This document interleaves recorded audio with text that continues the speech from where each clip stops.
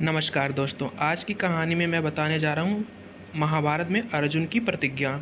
महाभारत का भयंकर युद्ध चल रहा था। लड़ते लड़ते अर्जुन रणक्षेत्र से दूर चले गए थे। अर्जुन की अनुपस्थिति में पांडवों को पराजित करने के लिए द्रोणाचार्य ने चक्रव्यूह की रचना की। अर्जुन पुत्र अभिमन्यु चक्रव्यूह भेदने के लिए उसमें घुस गया। उसने कुशलतापूर्वक चक्रव्यूह के 6 चरण तो भेद लिए, लेकिन 7वें चरण में उसे दुर्योधन, जयद्रथ आदि 7 महारथियों ने घेर लिया और उस पर टूट पड़े। जयद्रथ ने पीछे से निहत्थे अभिमन्यु पर जोरदार प्रहार किया। वार इतना तीव्र था कि अभिमन्यु उसे सहन नहीं कर सका और वीरगति को प्राप्त हो गया। अभिमन्यु की मृत्यु का समाचार सुनकर अर्जुन क्रोध से पागल हो उठा। उसने प्रतिज्ञा की कि अगले दिन सूर्यास्त से पहले उसने जयद्रथ का वध नहीं किया तो वह आत्मदाह कर लेगा। जयद्रथ भयभीत होकर दुर्योधन के पास पहुंचा और उसने अर्जुन की प्रतिज्ञा के बारे में बताया। दुर्योधन उसका भय दूर करते हुए बोला, चिंता मत करो मित्र, मैं सारी कौरव सेना तुम्हारी रक्षा करेंगे। अर्जुन कल तक तुम तक नहीं पहुंच पाएगा, उसे आत्मदाह करना ही पड़ेगा। अगले दिन युद्ध शुरू हो गया।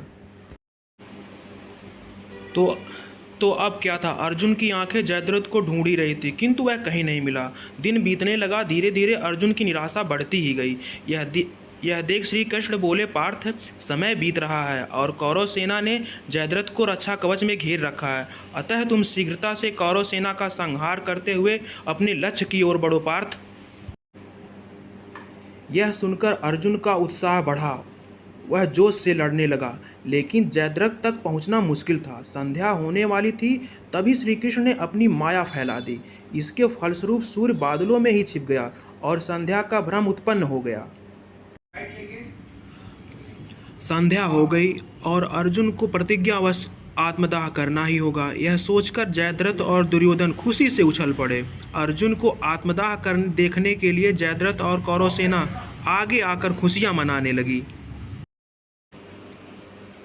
जयद्रथ को देखकर श्री कृष्ण बोले, पार्थ, तुम्हारा शत्रु तुम्हारे सामने खड़ा है। उठाओ अपना गांडीव और वध कर दो इसका। वह देखो, अभी सूर्यास्त नहीं हुआ है। यह कहकर उन्होंने अपनी माया समेट ली। देखते ही देखते सूर्य बादलों से निकल आया। सबकी दृष्टि आसमान की ओर उठ गई। सूर्य अभी भी चमक रहा था।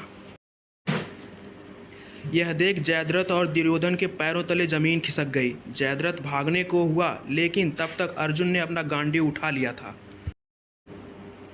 श्री कृष्ण चेतावनी देते हुए बोले, हे अर्जुन, जयद्रथ के पिता ने इसी वरदान दिया था कि जो इसका मस्तक जमीन पर गिराएगा उसका मस्तक भी 100 टुकड़ों में विभक्त हो जाएगा।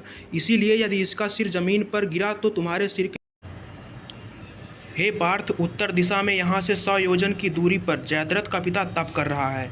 इसका मस्तक ऐसे काटो कि वह इसकी पिता के गोद में जाके गिरे। तब अर्जुन ने श्री कृष्ण की चेतावनी ध्यान से सुनी और अपना लक्ष्य की ओर ध्यान कर बाण छोड़ दिया।